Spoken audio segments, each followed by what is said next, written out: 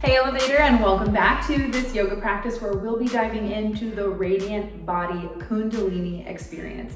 This practice is designed to help awaken the energy, really activate. So if you're starting off sluggish in the morning and you're feeling like you need a bolt and feeling like, I am powerful, I am here, this activation will absolutely get your energy flowing. Yeah, not only that, you'll notice that if somebody walks into a room, you feel their energy. We all have this radiant body that extends, this aura that extends out from us, and everybody around us. I know, how are you even in my space right now? Everybody around us feels it, except we just can't, or at least most of us cannot see it. And so what this is designed to do is to wake up that radiant body, not just the physical body, but also that aura that is around us, to aliven it. So much of us live in this protective state, and so all of our actions come from being in this protective mode and safety, and instead we want to come from presence so that we can manipulate what is going on in our world instead of just living up in the mind. So I love this practice for that. So in yoga teacher training, they talk about your age as a reflection of the flexibility of your spine. So today we're gonna work on opening up the spine, creating some movement flexibility, get that energy flowing through the spine so that when we use our breath to really activate and pull in that energy, you can be in control of generating the energy that you need rather than relying on external sources like coffee. Don't hate me, coffee queens, okay? But we're gonna walk you through 3 different exercises. 1 to awaken the spine, the other one to awaken the nervous system and the breath, and then finally to awaken our strength and power. We're going to be doing 3 practices. Yeah, so let's start with spinal rolls. We're going to do a couple minutes of just spinal rolls, and what I like to do when you articulate this, you're going to curve the whole top, you're going to curve the whole thing down, and just be real slow and intentional about it. Same all the way down, wherever's right for you. Then slow all the way back up. Again, 1 vertebrae at a time, nice and easy. And just take your time with it. I like to keep my chin tucked if I can all the way to the end before I raise my head up. And then the first thing I do when I'm coming back down is I'm tucking that chin again. And then I'm letting my neck roll down, upper back, and just slowly letting myself roll. So a couple minutes here on the spinal rolls. Also, if you sit a lot during the day, I cannot tell you how good this feels.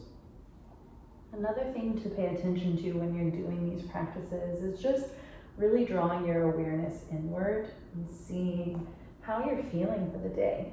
Maybe your lower back feels more tight, or your mid back, maybe your upper shoulders. Just pay attention to what sensations you're feeling as you move through this.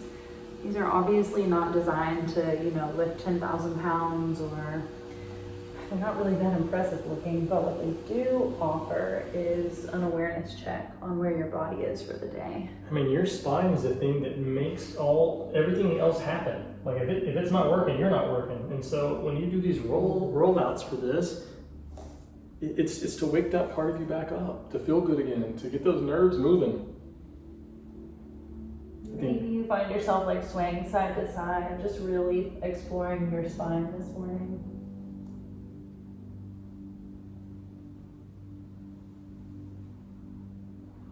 Let's do one more big one.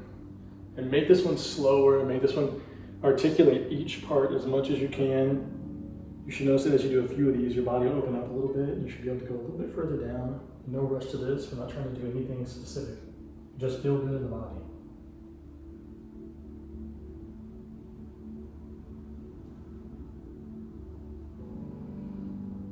Oh, that feels good.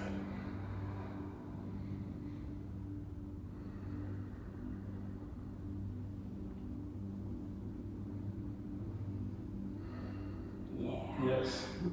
Right, now that the spine is a little, you feel if you move your body just a little bit, you feel that spine has woken up just enough. So now let's let Britt walk us through wake up the nervous system. So the next we're going to be doing is breath of fire. This is such a potent exercise because we find it in a practice called Ego Eradicator, and I use this whenever my mind is overworking and I can't turn it off. She's like on a rampage. Those spiral moments. This is that perfect practice to turn off the mind and really activate and energize the body. So the breath of fire basically sounds like you're panting like a dog, but without opening your mouth. So it will sound like this.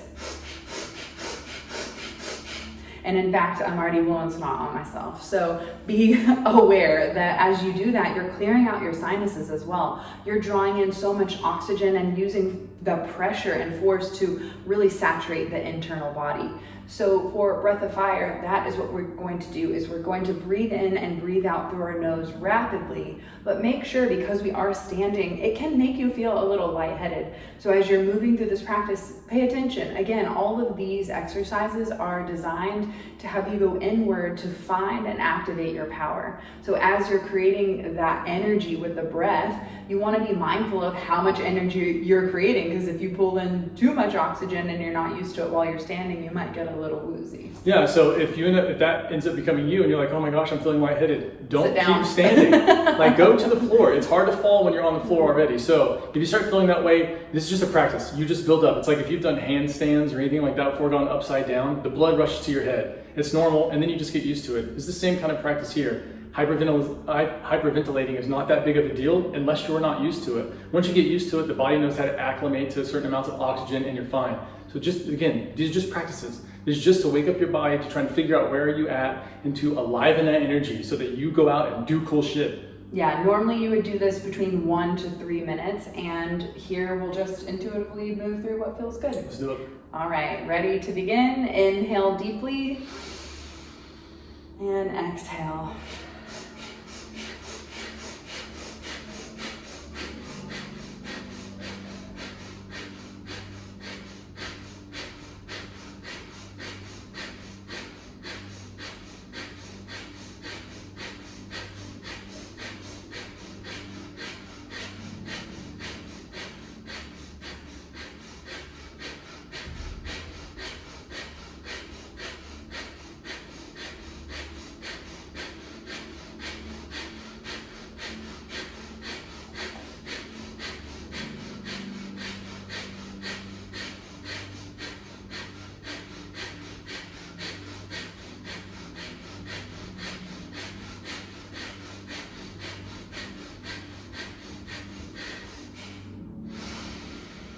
Taking a big deep breath in, filling up the lungs, noticing the sensations that you're feeling, maybe the tingles in your face. Exhale, feeling that lightness. Feel like high. High on your own supply, as Wim Hof would say. Oh, let us know how you're feeling. Ooh, I'm all tingly. We've rolled the spine a little bit. We've woken that guy up. Now we've got the lungs and the body starting to wake up. Now we want to be. Could you imagine? Like, who's not doing that every day? I'm telling you, that's why I love these practices. These practices are so powerful, but they're simple. They're simple, and you look kind of weird doing them. Start doing this shit, make cool friends. So the next part that we want to do is archer pose, because archer pose, like some of the warrior poses in yoga, is just to get you into power presence. Like it's so that you can lock that feeling in, so that when you walk out, you're feeling powerful. When you think about an archer, or you think about a warrior, think about someone who's like, I'm going into battle, I'm strong. It's not the coward pose where you're just, sunk in the corner. So for archer pose, you're gonna lunge one leg out, and then the back leg is gonna be at a 45 to 90 degree angle, whatever's comfortable for you. So basically, body type. Warrior one pose. Yeah. And you're gonna have your arm out here, like you got the bow here, and you're gonna pull the string back. And we're just gonna hold this. And I just want you to hold this for 5 to 10 breaths. Just nice breaths here. Thumbs can be up if you want. You just think about pulling that bow. And what I want you to imagine while you're doing this, because sometimes when you do these yoga poses, it's really good to invite the imagination in. What I want you to do is that you're knocking out whatever target you've been aiming at. So what have you been aiming at lately, and where are you gonna knock it out? Like that feeling is that I'm gonna knock it out. Like that's the feeling, knock it out, right? It's something that we can bring inside of us to call that feeling, so that when you're later in life, later in your day, in your regular day-to-day, you can think the knock it out, and your body should remember how this felt. That's why we give a mantra or a term or a trigger word to something. That way we can feel that feeling again later in the day. All right, and let's switch sides. So stand up real quick, and I just want you to move it out a little bit. If Shake out those legs. Yep. And then swap to the other side. Other leg forward. Nice lunge position. Back leg is straight. Hips forward. 90 to 45 degree. You're gonna put that arm out and grab your bow, and then I like to pull it back. I like to do the pull back actions. A little pull back. I'm doing something here. And to be thinking about what's that target you're aiming at, and how much power are you sending into that? How much thought process? How much energy are you sending out into that? And what are you telegraphing with the way your body is, with the way that you're breathing, with the way that you're thinking? All of that plays a part. That's the whole idea with this radiant body, is that whatever your dominant thoughts are, other people can feel even if you're not saying them.